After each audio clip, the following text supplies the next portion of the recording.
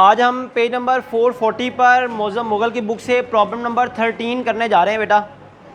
12 में आपको नहीं करवा रहा, लास्ट मैंने 11th प्रॉब्लम जो है वो अपलोड की थी। 12th नहीं करवा रहा, बड़ा सिंपल सा क्वेश्चन है, वो आप खुद कर सकते हैं। तो 12 छोड़ना बिल्कुल नहीं है, वो आपका होमवर्क है, वो आपने खुद करना है। क्वेश्चन प्रॉब्लम नंबर 12 जो है, प्रॉब्लम नंबर 13 में करवा रहा हूँ बेटा। Mister Sharif Siddique is working as a teacher in a government college of commerce. He has furnished the following data for the year 30 June 2020। मैं फिर बता रहा हूँ, प्रॉब्लम नंबर 12 आपके सिलेबस का हिस्सा है, वो आपने खुद करना है। बड़ा आसान सा न्यूमेरिकल है, इस वजह से वो मैं नहीं करवा रहा, लेकिन आपने उसे करना ज़रूर है। सबसे पहले जी आपके पास सैलरी है 1,80,000 पर मंथ। इसको 12 से मल्टीप्लाई करके लिखना जी आपने, 21,60,000 सैलरी आ गई, 21,60,000।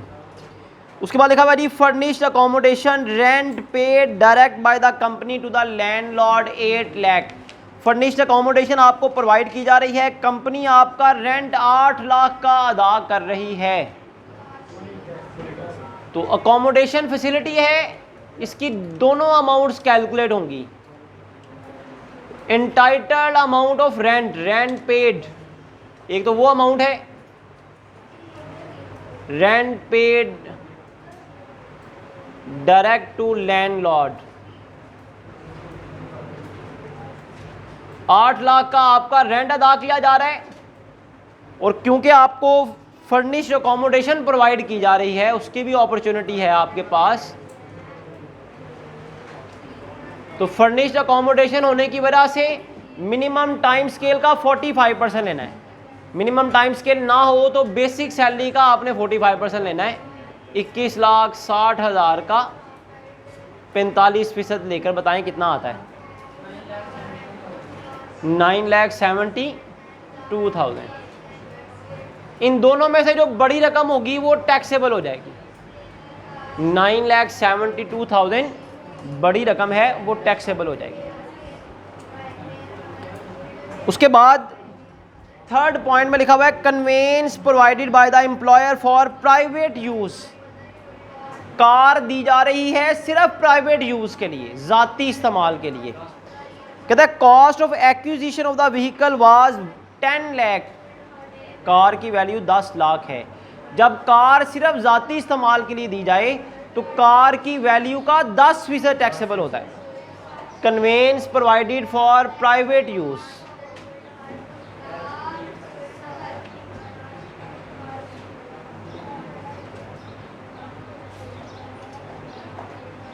तो कार की वैल्यू है 10 लाख, 10 लाख का 10% टैक्सेबल हो जाए, 1 लाख टैक्सेबल हो जाए। साथ ही नीचे लिखा हुआ है एम्प्लॉयर आल्सो पे डोमेस्टिक सर्वेंट सैलरी। एक एक पैराग्राफ में 2-3 देखें एडजस्टमेंट है। एम्प्लॉयर आल्सो पे डोमेस्टिक सर्वेंट सैलरी 60,000। एम्प्लॉयर हमारे घरेलू मुलाजमीन की तनख्वाहें दे रहा है 60,000 की, लेकिन ब्रैकेट में क्या लिखा हुआ है, reimburse 30% of salary to the employer. आप उसमें से 30% वापस कर रहे हैं। इसका मतलब 60,000 वो सारे आपके मुलाजमीन की तनख्वाहें खुद नहीं दे रहा, 30% आप उसको पैसे क्या कर देते हैं, वापस कर देते हैं। इसका मतलब आप फ़ायदा कितना उठा रहे हैं, 70% का। वो जो 30% आप अपने एम्प्लॉयर को वापस कर देते हैं, वो बेनिफिट तो ना हुआ फिर आपके लिए। डोमेस्टिक सर्वेंट सैलरी कितने फीसद वो दे रहा है, 30% आप खुद दे रहे हैं, 70% आपका एम्प्लॉयर दे रहा है। Domestic servant salary paid by employer. बेशक आप उसमें से पूरी अमाउंट लेकर 30% हिस्सा माइनस कर दें। पूरी अमाउंट है 60,000, उसमें से इसका 30% हिस्सा माइनस कर दें। 18,000 आप खुद रीइंबर्स कर रहे हैं, खुद एम्प्लॉयर को वापस कर रहे हैं, तो बाकी 42,000 ये एम्प्लॉयर के एक्सपेंस पर आपको बेनिफिट मिल रहा है, ये टैक्सेबल हो जाएगा। उसके बाद telephone bills reimburse by the employer. आपके टेलीफोन बिल है, एम्प्लॉयर आपको रीइंबर्स कर रहा है। Telephone bills reimbursed telephone bills reimburse हैं 33,000, टैक्सेबल हो जाएगा। उसके बाद है जी donated is household furniture, हर पॉइंट को बड़े ध्यान से पढ़ना है। Donated is household furniture to the government hospital, government hospital को अपने घर का फर्नीचर वो दे रहा है, उसकी वैल्यू कितनी है 65,000, ये वो डोनेशन दे रहा है, इस पर उसे एवरेज रिलीफ मिलेगी, इसको मार कर लें, इस पर एवरेज रिलीफ मिलेगी। उसके बाद लिखा हुआ है medicine donated to the private hospital, अगर आप प्राइवेट हॉस्पिटल को डोनेशन देते हैं तो कोई रिलीफ नहीं है, प्राइवेट हॉस्पिटल को डोनेशन देने पर कोई रिलीफ नहीं है। हाँ आगे एंड पे लिखा हुआ है purchase private hospital unapproved purchase at the total cost of 25,000 and 20,000 to the social security hospital, इस पर रिलीफ मिलेगी। सोशल सिक्योरिटी हॉस्पिटल जो है ये गवर्नमेंट का हॉस्पिटल है, इसको आपने जो 20,000 का डोनेशन दिया है इस पर आपको बिल्कुल रिलीफ मिलेगी, तो इनको मार कर लें भाई। उसके बाद 6 पॉइंट है compensation of early retirement, income from salary में आएगा, फुली टैक्सेबल है।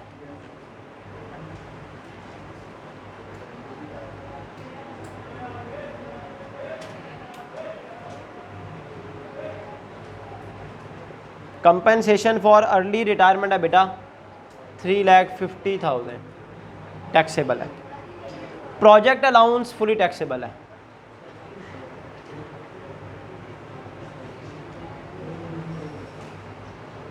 Project allowance 1,50,000 fully taxable. उसके बाद training course fees paid by employer, training के दौरान जो आप कोर्स फीस पे करते हैं वो एम्प्लॉयर पे करेगा, तो फुली एग्जाम्प्ट है। ट्रेनिंग कोर्स फीस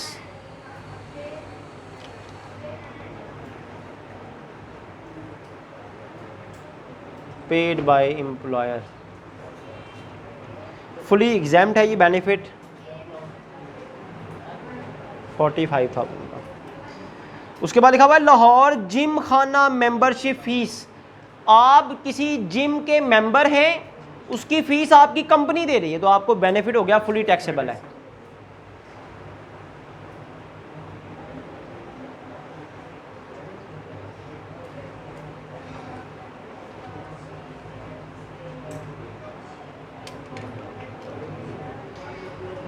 जिम खाना fees paid by employer fully taxable है। उसके बाद लिखा हुआ है rental income of a open plot, 9th वाला पॉइंट है, इसको पूरा अगर आप डिटेल से पढ़ें तो ओपन प्लॉट है, रिपेयर चार्जेस हैं, कलेक्शन चार्जेस हैं, अनएडजस्टेबल एडवांस रेंट है, ये इनकम फ्रॉम प्रॉपर्टी से रिलेटेड है, इसको मार कर लिया हमने। उसके बाद आए 10th पॉइंट पर, कहता ही receive 45,000 as royalties on professional books, ये इनकम फ्रॉम बिजनेस की आइटम है। इसके साथ ही लिखा हुआ है 55,000 फ्रॉम फिश कैचिंग बिजनेस, ये भी इनकम फ्रॉम बिजनेस की आइटम है।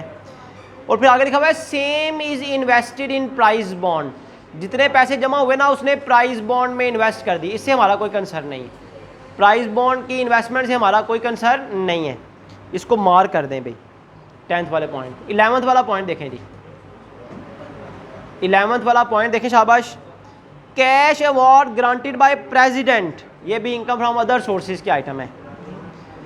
उसके बाद है his son is USA and he remitted 60,000 to him during the year, उसका बेटा जो है वो यूएसए में है, वहाँ से उसने 60,000 भिजवाया है, ये फुली एग्जाम्प्ट है। और फिर कहता है अमाउंट रिसीव थ्रू इनहेरिटेंस, विरासत से रकम मिली है 2.5 लाख रुपए की, विरासत में उसे रकम मिली है 2,50,000 की, विरासत में रकम मिली है 2,50,000 की, तो ये क्रॉस चेक से मिली है, फुली एग्जाम्प्ट होगी, क्रॉस चेक से मिली है, फुली एग्जाम्प्ट होगी। उसके बाद लिखा हुआ है जी ज़कात डिडक्टेड, ज़कात डिडक्टेड टोटल इनकम में से, ज़कात डिडक्टेड टोटल इनकम में से माइनस हो जाएगी, इसको भी मार कर लें, 12th वाले पॉइंट को भी मार कर लें, 13th वाले पॉइंट को भी मार कर लें। उसके बाद gain on sale of securities है holding period more than 5 year, ये कैपिटल गेन की आइटम है। Loss on sale of jewellery, ये भी कैपिटल गेन की आइटम है। Sale proceed of bonus share from private company holding period more than 1 year, ये भी कैपिटल गेन की आइटम है। ही परचेज स्कूक्स 15th वाला पॉइंट है, इस पर एवरेज रिलीफ मिलती है। Yield receive on national saving deposit certificate and profit on debt maintain with banking company, ये एफटीआर की आइटम है, इन दोनों पर 10% टैक्स है। Share of loss from AOP, share of profit हो ना, शेयर फ्रॉम एओपी या share of profit from AOP, तो आप जानते हैं उसे एक्चुअल टैक्सेबल इनकम में ऐड किया जाता है। AOP से अगर लॉस हो जाए तो उसकी कोई ट्रीटमेंट नहीं है। एसोसिएशन ऑफ पर्सन से प्रॉफिट होगा वो तो लिखा जाएगा एक्चुअल टैक्सेबल इनकम में, लेकिन अगर एसोसिएशन ऑफ पर्सन से लॉस होगा तो वो नहीं लिखा जाएगा। Reimbursement of hospitalisation cost from insurance company, ये अदर सोर्सेज में आएगा और फुली एग्जाम्ड होगा। उसके बाद लिखा हुआ है tax deducted at source from salary, 8वें स्टेप में टैक्स डिडक्टेड एट सोर्स में लिखा जाएगा। उसके बाद है rent of machinery, income from business में आएगा, फुली टैक्सेबल होगा। उसके बाद है free tea coffee coupon for employee and his family, employ और उसकी फैमिली के लिए तो फुली टैक्सेबल होगा। Free tea and coffee facility coupons for employee and his family, free tea coffee की फैसिलिटी है जी। उसके बाद देखें जी 50,000 फुली टैक्सेबल है। उसके बाद देखें शाबाश, नेक्स्ट आइटम है जी gain on sale of plot holding period more than 8 year, plot को बेचकर गेन हुआ, ये भी कैपिटल गेन की आइटम है और ये फुली एग्जाम्ड है क्योंकि होल्डिंग पीरियड 8 ईयर से ज़्यादा है। तो यहाँ तक हमने सारा सैलरी का पोर्शन पढ़ लिया बेटा। देख रहे टोटल 22 आइटम्स हैं इस क्वेश्चन में, टोटल 22 आइटम्स हैं। यहाँ तक टोटल करें तो आपके पास टोटल सैलरी इनकम आ जाएगी।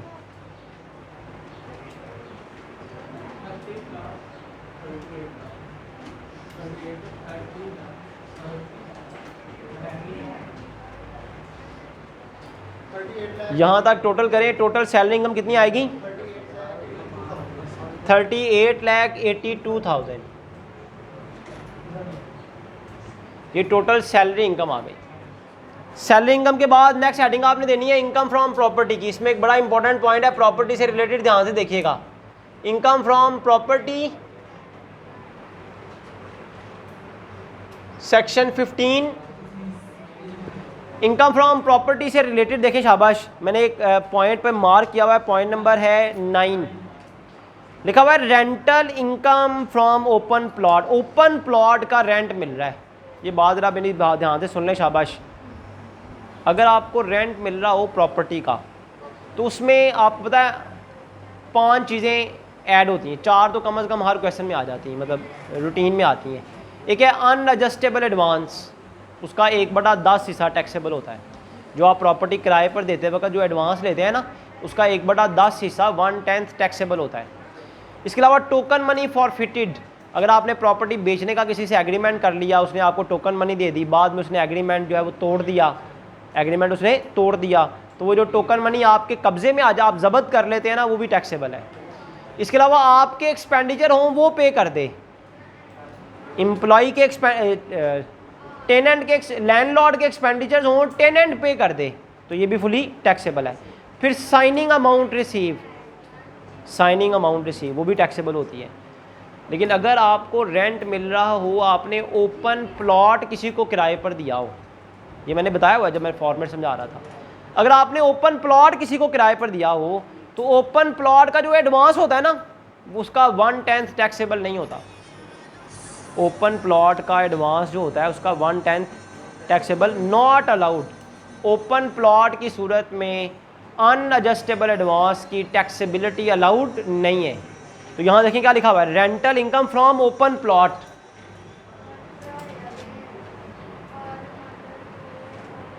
Rental income from open plot कितनी है जी? 1,50,000।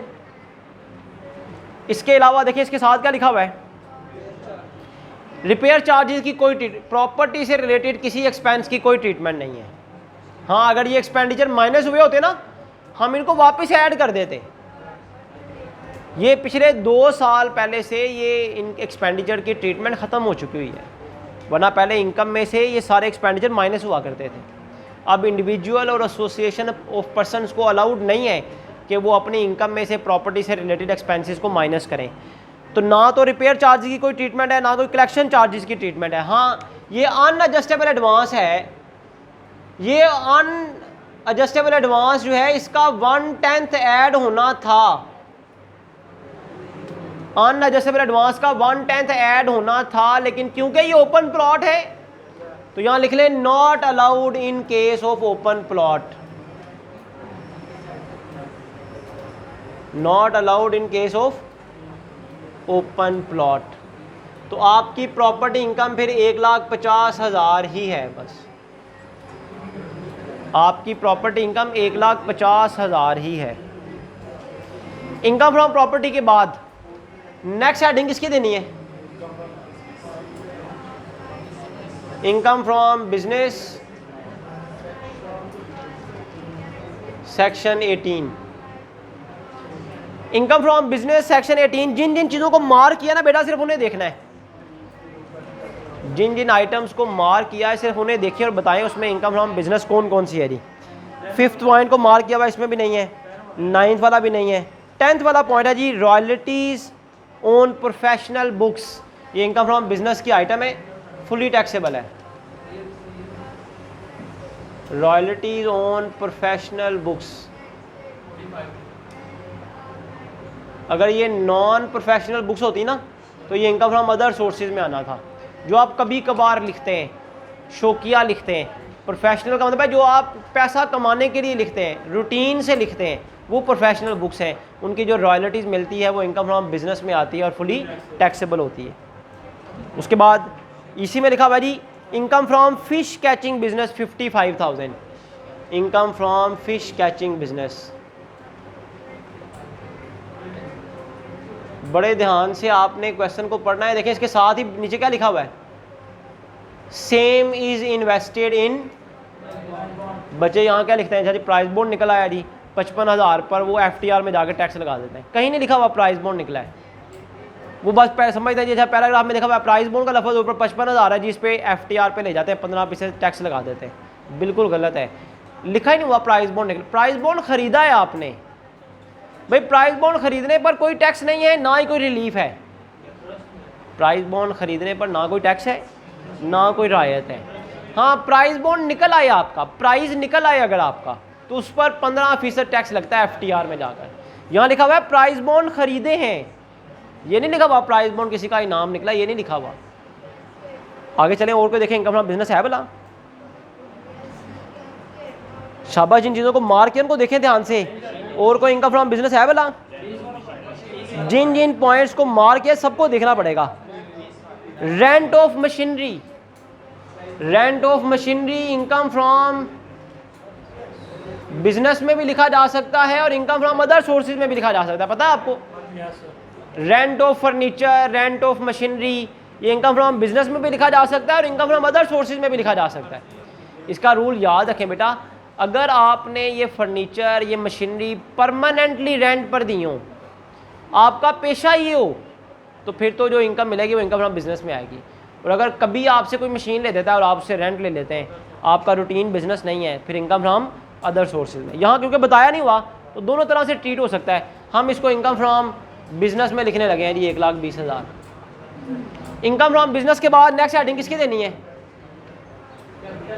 Capital gains section 37।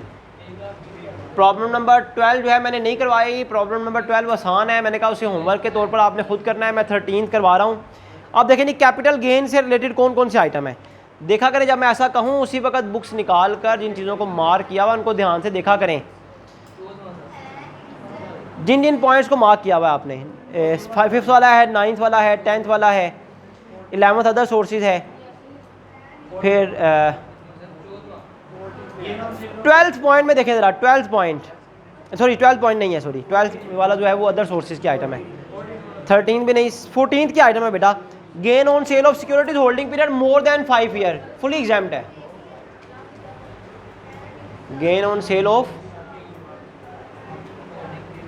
Securities holding period more than 5 years, more than 5 year है बेटा, तो ये फुली एग्जाम्प्ट है। 40,000 का गेन है, फुली एग्जाम्प्ट है। उसके बाद इसी पैराग्राफ में देखें loss on sale of jewellery की कोई ट्रीटमेंट नहीं है। Loss on sale of jewellery की कितना loss on sale of jewellery है? 70,000। इसके बारे में कोई रिलीफ नहीं है आपको। उसके बाद लिखा हुआ sale proceeds of bonus shares, gain on sale of private company shares, sale proceed of bonus share from private company. Bonus share बेचकर आपको जो रिसीव हुई है वो 10,000 की अमाउंट है। क्योंकि holding period more than 1 year है, इस वजह से 25% एग्जाम्प्ट है। Sale of bonus shares of private company 10,000 है। 10,000 का गेन हुआ ना, बोनस शेयर फ्री में मिलते हैं, जितने के बेचेंगे सबका सब गेन होगा। क्योंकि holding period more than 1 year है तो less 25% exempt. Holding period less than 1 year होता तो फुली टैक्सेबल होना था, मोर देन 1 ईयर है तो 25% एग्जाम्प्ट होगा। 2500 एग्जाम्प्ट हो गया, 7500 टैक्सेबल हो जाए। और देख लें जिनको मार्क किया हुआ है, कोई कैपिटल गेन से रिलेटेड कोई और आइटम है भला? 22 नंबर पॉइंट में क्या लिखा हुआ है? शाबाश। Gain on sale of plot holding period more than 8 year. आखिरी पॉइंट था 22 number point, gain on sale of plot holding period more than 8 year, fully taxable है, फुली एग्जाम्प्ट है, sorry. Gain on sale of plot holding period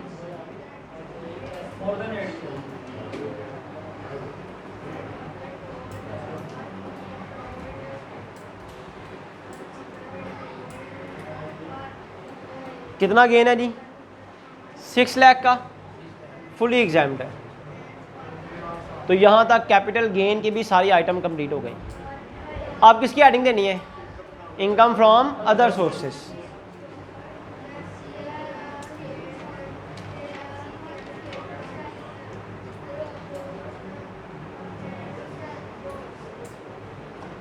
income from other sources section 39।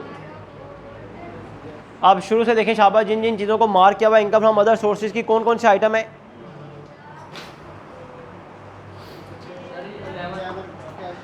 Cash award granted by president of Pakistan, fully exempt है।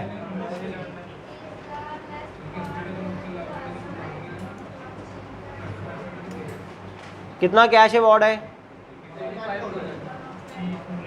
President देगा तो fully exempt है। इसके अलावा वजीर आजम या वजीर आला देंगे तो टैक्सेबल होगा। उसके साथ ही आगे लिखा हुआ है performance award granted by chief minister, fully taxable है।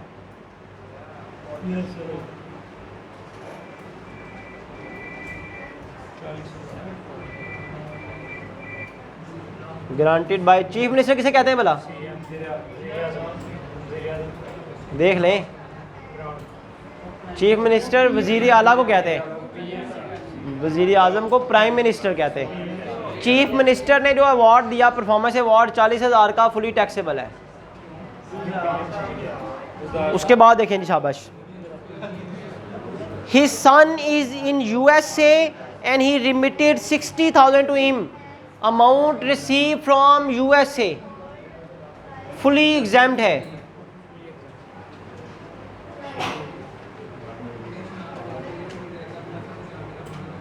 ये रेमिटेंस होती हैं, दूसरे मुल्क से आने वाली रेमिटेंसीज होती हैं। ये अगर किसी का कोई रिश्तेदार दूसरे मुल्क में है, उसे कोई अमाउंट मिलती है बाहर से, तो ये फुली एग्जाम्प्ट है। कितनी अमाउंट है जी? 60,000। इसी पॉइंट में क्या लिखा हुआ, आगे जाके देखें। इसी पॉइंट में लिखा हुआ जी amount receive through inheritance by cross cheque, विरासती रकम मिली है क्रॉस चेक के जरिए, फुली एग्जाम्प्ट होगी क्योंकि क्रॉस चेक से मिली है।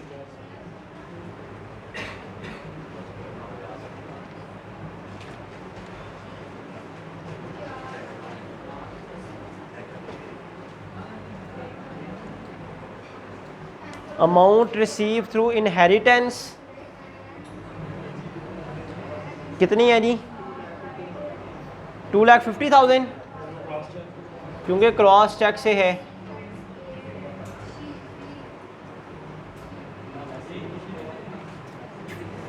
फुली एग्जाम्प्ट है। उसके बाद आगे चले शाबाश। और कोई इनकम देखें अदर सोर्सेज की है? नो कहने में तेज़ है आप सारे, नो कहने में तेज़ है सब। 18th पॉइंट है बेटा, reimbursement of hospitalisation cost from insurance company. Reimbursement है जी,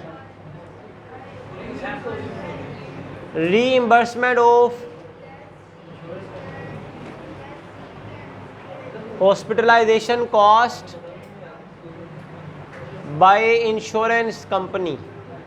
आपने इंश्योरेंस करवाई होगी हॉस्पिटलाइजेशन की, इंश्योरेंस कंपनी ने आपको रीइंबर्समेंट दे दी है, आपको आपके एक्सपेंडिचर रीइंबर्स कर दिए 30,000 के, फुली एग्जाम्ड है।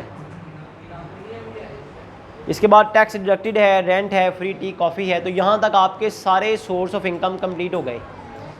यहाँ तक सारे सोर्स ऑफ इनकम कंप्लीट हो जाएंगे तो आपके पास टोटल सैलरी आ जाएगी।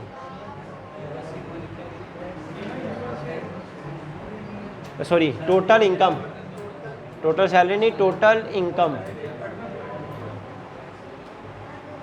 यहाँ तक टोटल करके बताएं शाबाश, टोटल इनकम कितनी आती है जी?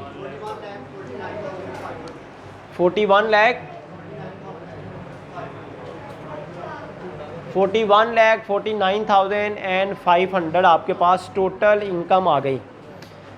टोटल इनकम में से 5 चीज़ें माइनस होती हैं, ज़कात, worker welfare fund, donation under clause 61 schedule 2, profit on debt, markup on housing finance और चिल्ड्रन एजुकेशन फीस। इस क्वेश्चन में 2 तो हैं, ज़कात डिडक्टेड है और वर्कर्स वेलफेयर फंड है।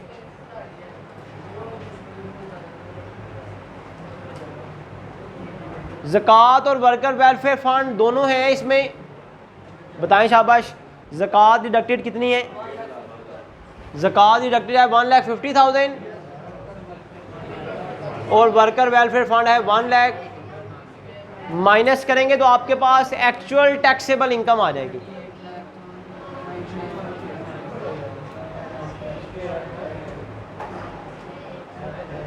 एक्चुअल टैक्सेबल इनकम कितनी आ गई भाई?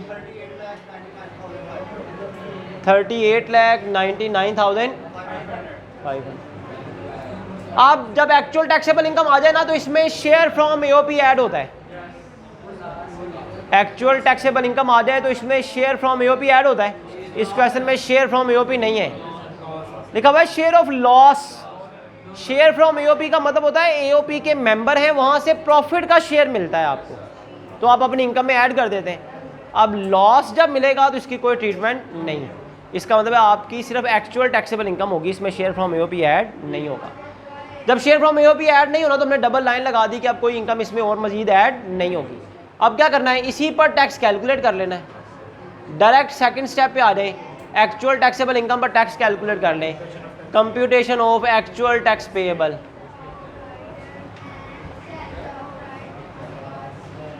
शाबाश, देखें ये 38,99,500 कौन सी स्लैब में आ रहा है? 6 स्लैब की रेंज बताएं क्या है? 6 स्लैब की रेंज देखें शाबाश क्या है? 35 लाख से 50 लाख तक है, तो 35 लाख तक फिक्स टैक्स होगा। 35 लाख तक फिक्स टैक्स होगा कितना? 3,70,000। और जितनी इनकम 35 लाख से ज़्यादा है, जितनी इनकम 35 लाख से ज़्यादा है उस पर 20% टैक्स होगा। 3,99,500। 3,99,500 पर 20% टैक्स होगा, 79,900। इस तरह ऐड करेंगे तो आपके पास एक्चुअल टैक्स पेएबल आ जाएगा।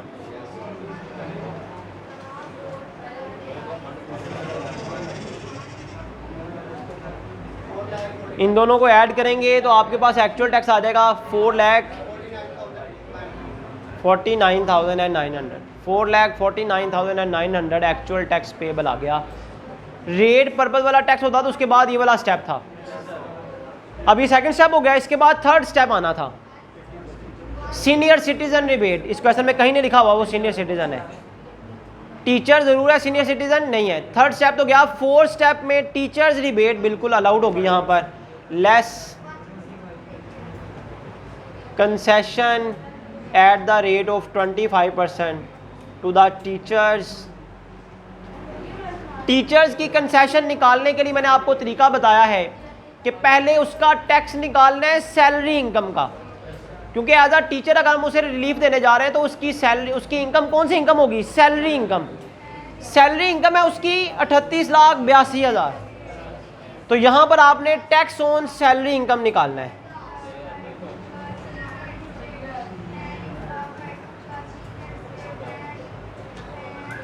टैक्स ऑन सैलरी इनकम निकालना है। सैलरी इनकम है जी 38,82,000। इस सैलरी इनकम पर टैक्स निकालना है पहले। जो टैक्स सैलरी पर आएगा उसका 25% राय देनी है उसे। तो 38,82,000 कौन सी स्लैब में आ रहा है? वही 6 स्लैब में आएगा जहां पर 35 लाख पर फिक्स टैक्स है 3,70,000, और जितनी इनकम 35 लाख से ज़्यादा है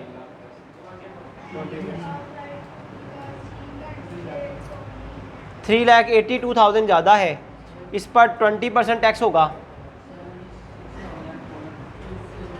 76,400। तो टोटल टैक्स आ जाएगा जी 4,46,400। ये टैक्स आ गया सैलरी इनकम पर जो एज अ टीचर उसने अर्न की थी। इस सैलरी इनकम के टैक्स पर उसे 25% रिबेट देनी है। ये टैक्स है एज अ टीचर, इस पर 25% राय देनी है। जो सैलरी का टैक्स आएगा उस पर 25% कंसेशन होनी है। 1,11,600 ये माइनस कर दें तो आपके पास टैक्स पेबल आ जाएगा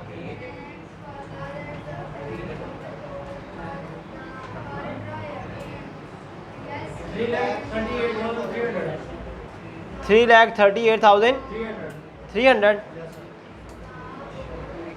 टीचर्स रिबेट के बाद 5th स्टेप है foreign tax credit.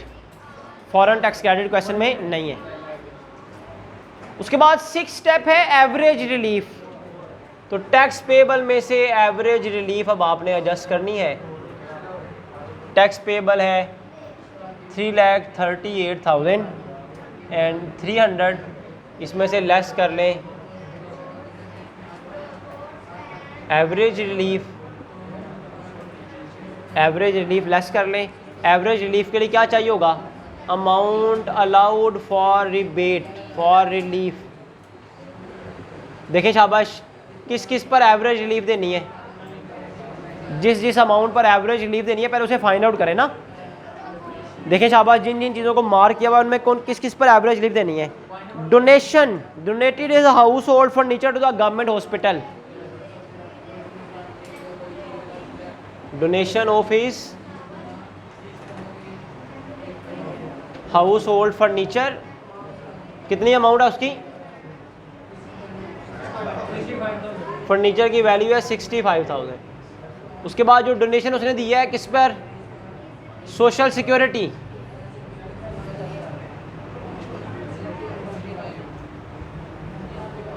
Social security hospital को जो डोनेशन दिया वो भी इसमें शामिल होनी है ना, 20,000।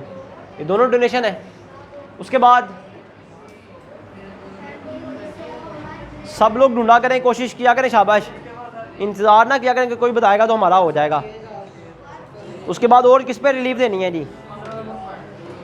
ही परचेज, क्या? He purchase cooks offered by public company 30,000। Purchased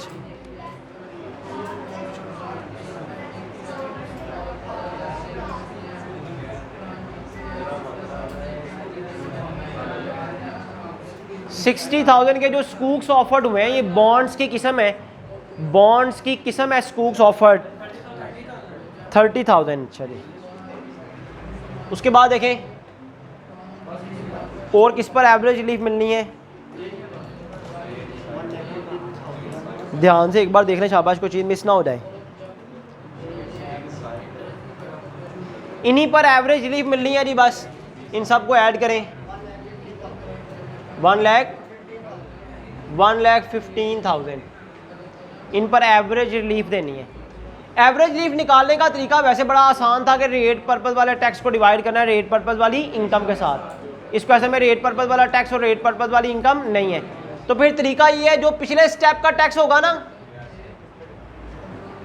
जो भी पिछले स्टेप का टैक्स होगा, इससे पिछला स्टेप ये वाला बनता है, उसका ये टैक्स है, इसको डिवाइड कर दें एक्चुअल टैक्सेबल इनकम के साथ।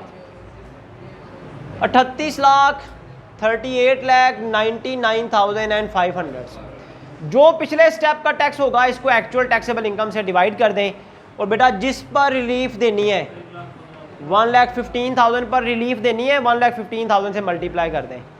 1,15,000 पर रिलीफ निकालें, कितना आती है? 9,977। ये एवरेज रिलीफ आ गई थी। एवरेज रिलीफ माइनस करें तो आपके पास आ जाता है gross tax payable. Gross tax payable देखें कितना आता है जी, ये रिलीफ माइनस करें 3,28,323। अब इसमें ऐड करना है add tax on separate block.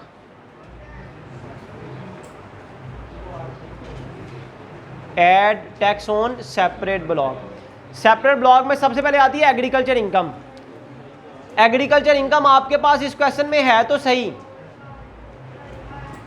कितनी है भला?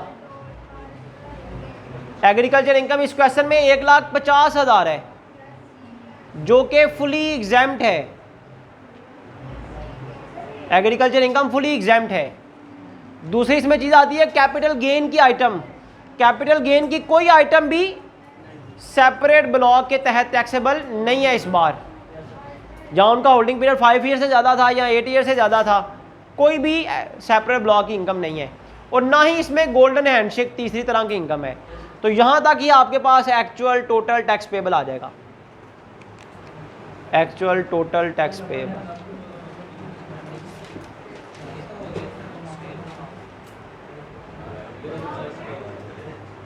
$3,28,323। सेपरेट ब्लॉक के बाद आखिरी स्टेप है tax deducted at source.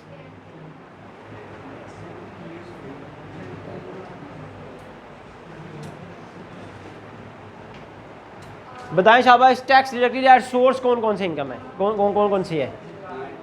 Tax deducted from salary, इसके अलावा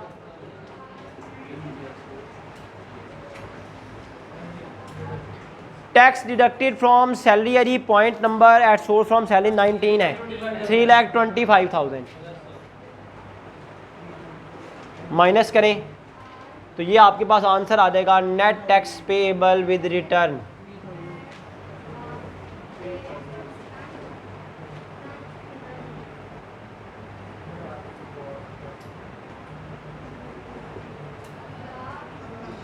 net tax payable with return आ गया जी 3,323। ये आंसर आ गया। लास्ट पे आप क्या करते हैं? Tax under FTR.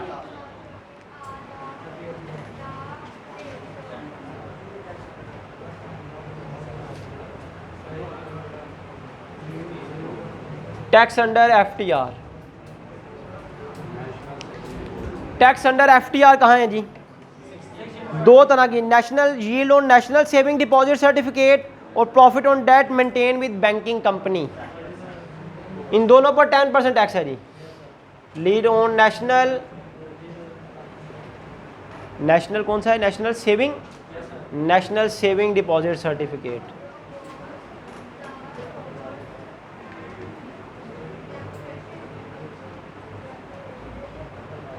कितनी यील्ड है जी इस पर? 30,000 है। 30,000 पर 10% टैक्स है 3,000। उसके बाद क्या है? Profit from banking company, profit on debt from banking company.